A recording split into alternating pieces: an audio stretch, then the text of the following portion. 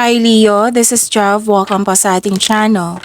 By the way Leo, this is your weekly Gabay Tarot reading from August 26 to 31, 2025. Gamitin ang reading na ito bilang gabay lamang. Kung nakaresonate kayo, comment down. Tandaan, ito ay channel reading. Kunin niyo lang po kung ano ang nakaresonate sa iyo. This is for you, Leo.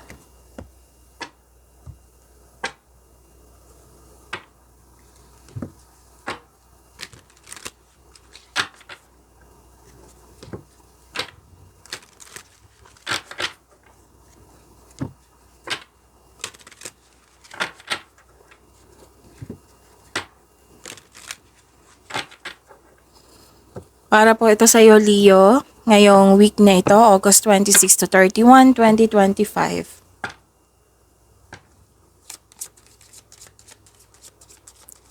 Maraming salamat po sa inyong patuloy na suporta, sa mga nag-donate, sa mga hindi nag-skip ng ads, maraming salamat po. Sa mga hindi pa nag-subscribe, subscribe na po kayo at click bell notification para malaman nyo na may bago tayong video. Para sa mga gustong magpa-reading, comment po kayo ng personal reading. Again, comment kayo ng personal reading and check my reply sa comment section.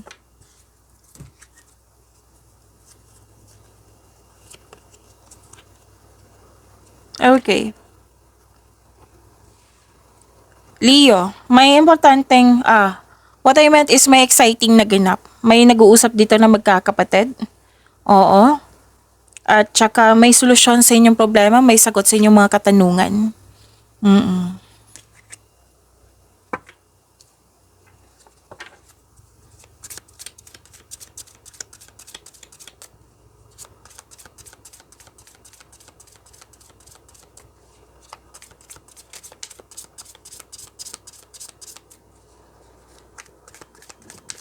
Energy po ni Leo ngayong August 26 to 31, 2025.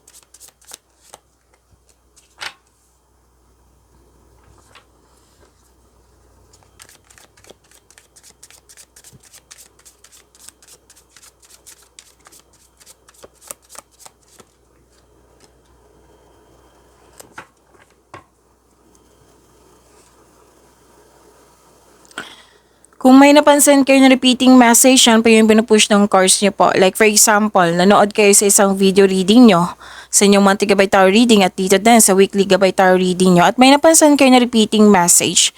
Yan po yung pinupush ng course nyo na kailangan nyo bigyan ng atensyon, solusyon at aksyon kung maaari po. So na yung energy ni Leo.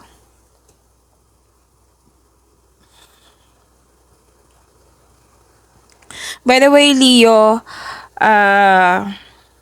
may love reading kayo. Oo, may love reading kayo. Hindi ko alam kung anong oras. Basta may love reading kayo. Para sa mga nag-aabang dyan. Kung nakasubscribe ka na sa Love Jav channel natin, then mag-view nyo po iyon. Kung gusto nyo mapanood agad, then type nyo lang sa search engine na Love Space Jav. Love Jav. Okay? Tapos, ipopost ko mamaya. Kung hindi nyo alam, ipopost ko po mamaya yung link. Okay? I-click nyo po yung link at panoorin nyo po kung gusto nyo po. So, from now on, isipin nyo po yung person nyo, yung the one that got away, yung ex nyo, yung manliligaw nyo, yung crush nyo. Basta may nangyari sa nakaraan at or ngayon. Okay? Basta may nangyaring connection.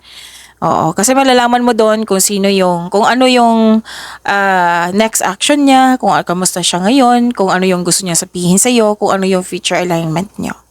Okay, so see you po mamaya.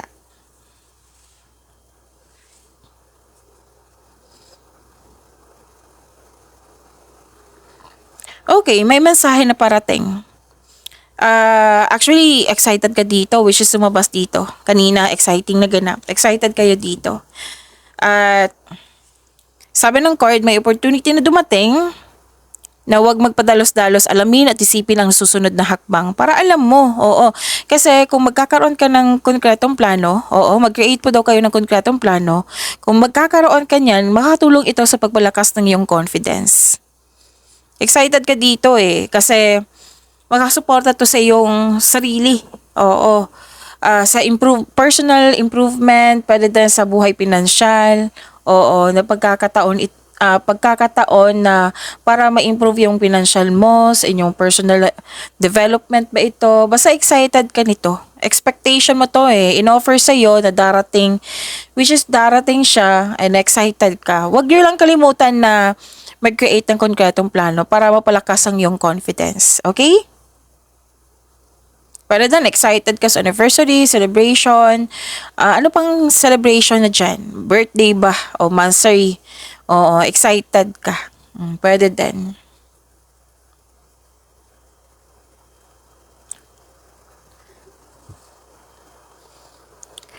Okay, may ganap na challenge, pero itong challenge na ito, or struggle, pero ito ha, what I meant is, may ganap na challenges o struggle, pero buong tapang mo itong harapin. Katapangan at kumpiyansa sa gitna ng anumang klaseng atake. Pero din, may pinagtanggol ka ng isang tao dyan, laban sa iba. Oo. Pero din, ano to ha, sa career and money to na may naghanap na negotiation. Any kind of negotiation po, magiging tagumpay ito. Magkakaroon po ng successful agreement. Raised ba ng allowance, kontrata ba to, sweldo ba to, basta any kind of negotiation, magkakaroon po ng successful agreement. Okay? So, kung challenges may arise, pero temporary lang ito. And nakikita ko naman dito na buong tapang mo itong harapin.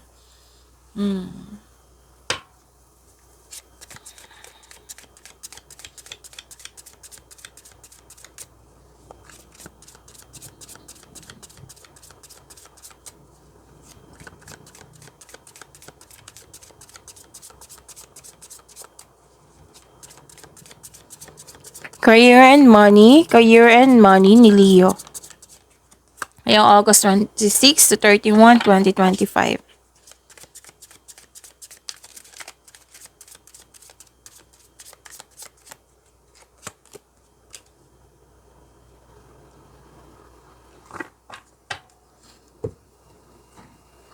Okay, may nakita pa rin akong celebration dito, Leo. Oo, sa career and money mo. May celebration, may togetherness, may collaboration. Pwedeng may natapos kayo dyan or may anniversary.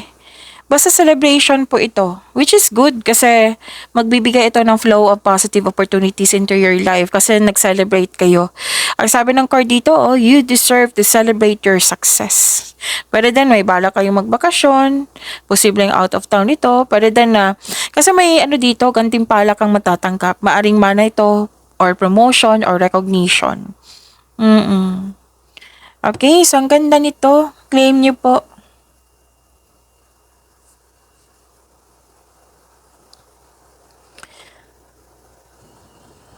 Okay, may job offer or opportunity na parating that will excite you. Naka-align kasi to sa passion mo kaya excited ka. So ilang ganap na dito, tatlong chord na nagsabi dito na excited ka. May ganap na excited ka. Baliktad ba? Excited ka kasi may ganap. Oo, kayo na pong bahala niyan. Okay, so iklaro ko lang para maintindihan nyo.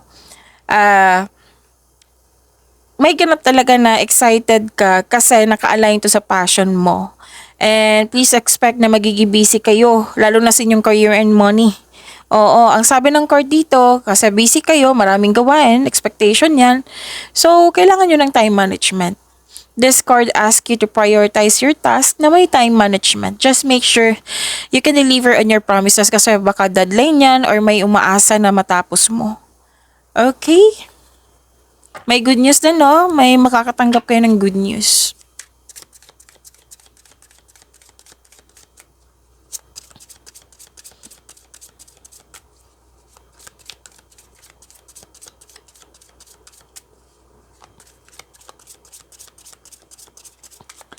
Love life, self-love, partnership, and romance ni Leo ngayong August 26 to 31, 2025.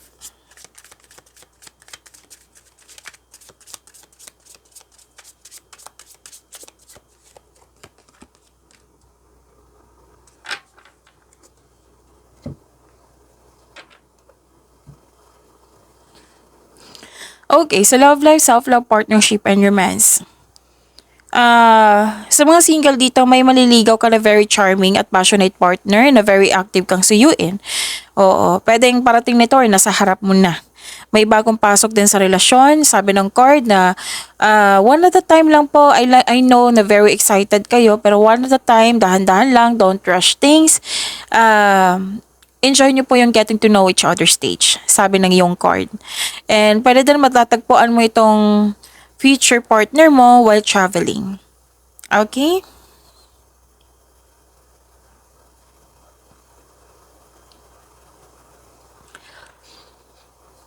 Okay, may long-term abundance. Wow, steady progress. Sa mga single po, ang ideal type niyo po ay stable, grounded, and trustworthy. Sa mga marelasyon sa buhay mag-asawa, sabay-sabay kayo nagtayo ng trust and stability. Ayaw niyo ng away. And same pa rin yung sinasabi dito. Dalawang card na nagsabi dito na take things slow if you want the relationship to last. So, wag magmadali, don't rush things. Okay? So, pag-imani niyo po yung blessings na binigay sa inyo, Leo. See you po mamaya para sa inyong love reading and see you tomorrow. Maraming salamat po.